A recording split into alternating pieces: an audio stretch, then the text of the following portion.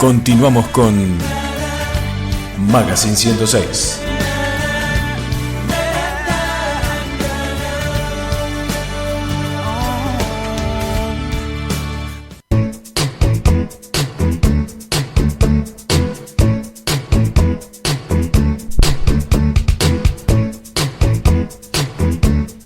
Seguimos en Magazine 106, las 9 de la noche con 31 minutos en la República Argentina. Ya está con nosotros Mario Ramírez, quien nos trae una efeméride que tiene que ver con el Día del Animal. Primero lo saludamos. Mario, buenas noches, ¿cómo estás? Y gracias por estar con nosotros. Buenas noches, Arnaldo, buenas noches a toda la audiencia. Es un gusto, un privilegio de poder estar nuevamente con ustedes y poder traer este día especial.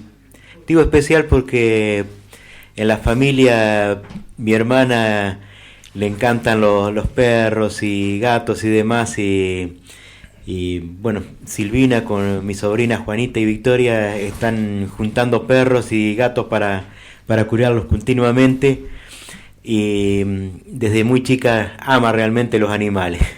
La verdad que un día interesante, ¿no? Porque todo tiene que ver con el Día del Animal, que todos creo que en algún momento tenemos o hemos tenido alguna mascota, algún perro, un gato, algún pajarito. Pero bueno, entiendo que es el Día del Animal, se refiere a todo, ¿verdad?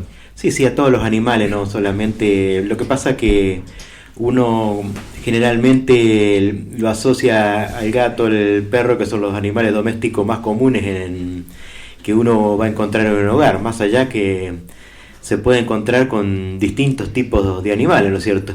Un día caminando por la plaza de Gualeguay en Entre Ríos andaba uno con un zorrino con una cadenita, ¿no es cierto? Y es un animal muy lindo y muy cariñoso, según dicen. Solo que uno lo asocia con el olor que emana cuando orina.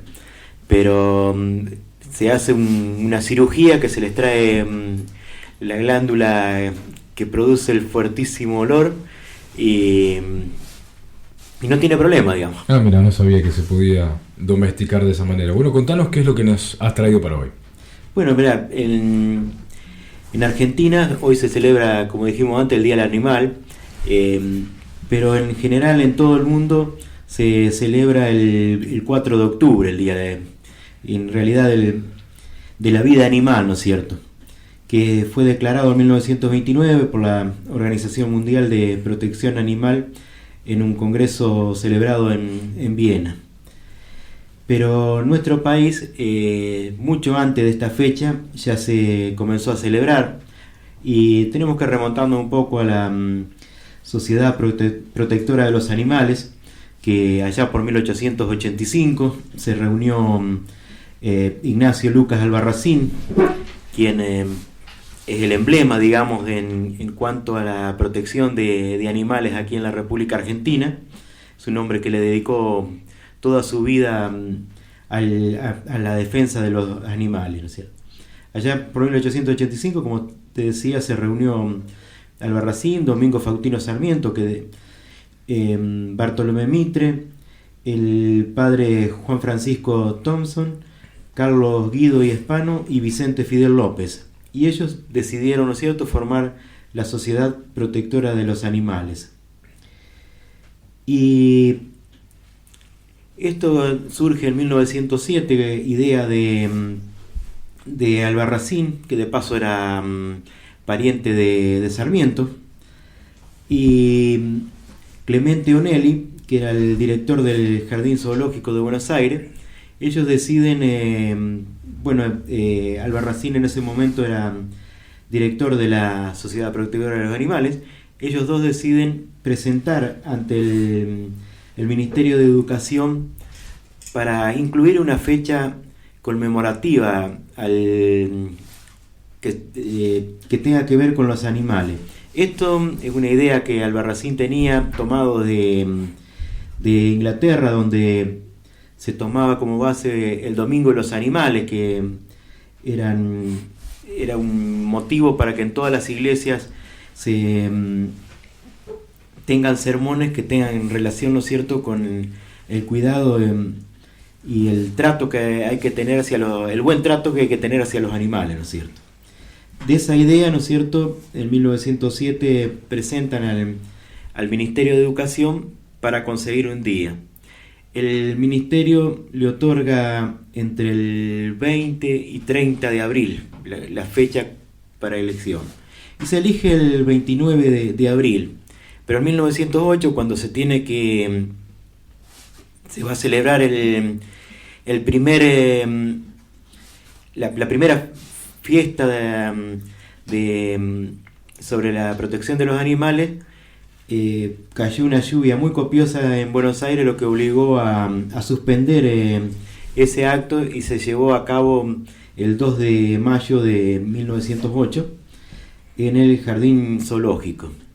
Ahí asistió el presidente de la República, que era en aquel entonces Figueroa Alcorta, varios ministros, y dice que 15.000 escolares acompañaron este primer acto, digamos, conmemorativo al Día del Animal, y se soltaron unas 500 palomas mensajeras. En eso, redondeando, ¿no es cierto?, consistió el acto.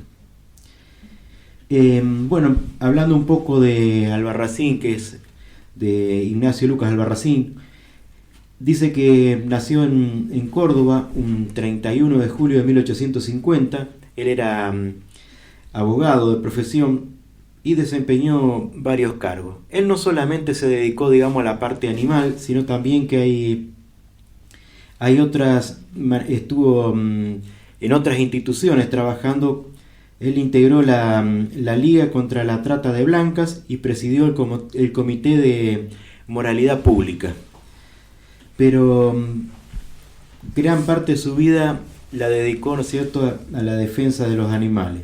Y también en ese periodo él fue motivo de burlas de parte de la prensa, la caricatura. Después te voy a dejar una copia de una tapa de la revista Fray Mocho de 1914, donde está Albarracín sentado y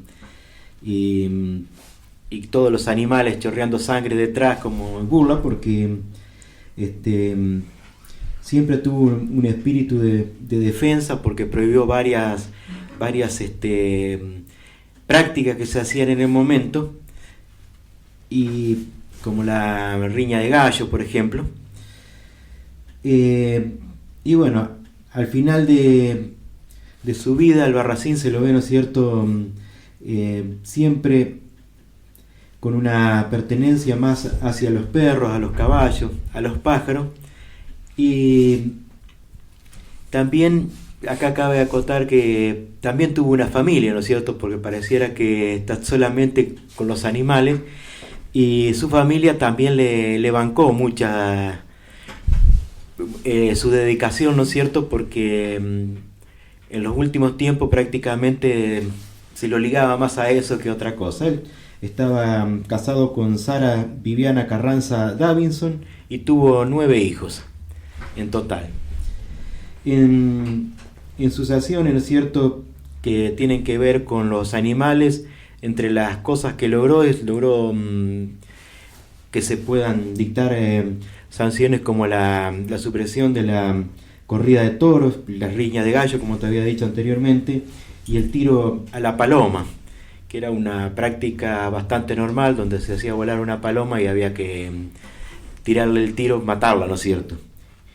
O sea que en esa época él, como te decía, la caricatura y demás, porque eran deportes muy populares para la época. No, y aparte me imagino que no era como ahora, que hay más conciencia en la sociedad sobre el tema del buen trato a los animales. Me imagino que hace 100 años era otra sociedad, ¿no? Diferente a lo que es ahora, tal vez. Sí, era diferente, pero igualmente hoy todavía las sociedades protectoras luchan mucho contra el maltrato animal, porque si bien ha mejorado muchísimo, pero todavía queda mucho por hacer, para que la gente tome conciencia, ¿no es cierto?, de que un animal no es algo que se maltrata a título gratuito. Y también gracias a las campañas de Albarracín en 1891 logró que se promulgue la ley 2786, que preveía todo esto de los castigos y que incluyeran en las actividades deportivas que terminaban con el sacrificio de animales. Esta ley fue una de las primeras en el mundo en ver este tipo y este espíritu de amparo y protección de todos los animales en general, ¿no es cierto? Y también luego de unos 28 años más o menos después del fallecimiento de Albarracín, se sancionó la ley 14.346 de 1954, que es una ampliación a la de 1891, donde se amplía el más derecho, pero igualmente ambas leyes están vigentes en la actualidad, pero según muchos defensores y creo también que tiene penas muy leves para el maltrato animal. Por ejemplo, el artículo 1 dice que será reprimido con prisión de 15 días a un año el que infligiere malos tratos o hiciere víctimas de actos de crueldad a los animales. O sea que la pena no es muy severa, ¿no es cierto? O sea que este hombre que dedicó toda su vida al cuidado de los animales y demás, de protegerlos, coincidentemente, falleció el mismo día del Día del Animal. O sea que hoy también se conmemoran 90 años del fallecimiento. Falleció un 29 de abril de 1926, de un paro cardíaco. O sea que ese era el día que ya estaba estipulado y justamente ese día fue el día de su fallecimiento. Sí, estaba estipulado, aunque algunos dicen que se instituyó en base a su fallecimiento, pero hay datos de que ya antes de su fallecimiento se celebraba en esta fecha. Y bueno, como reflexión final, ¿no es cierto? En la Biblia encontramos muchas referencias sobre los animales y la importancia que desarrollaron algunos dentro de ellos, y también sobre el cuidado que tenemos que tener hacia ellos. Y lo más importante, que en los primeros ya capítulos, aparte de hacer referencia a la creación, también nos da como hombres una gran responsabilidad. A Adán le dio la importante responsabilidad de ponerle nombre a cada uno de los animales.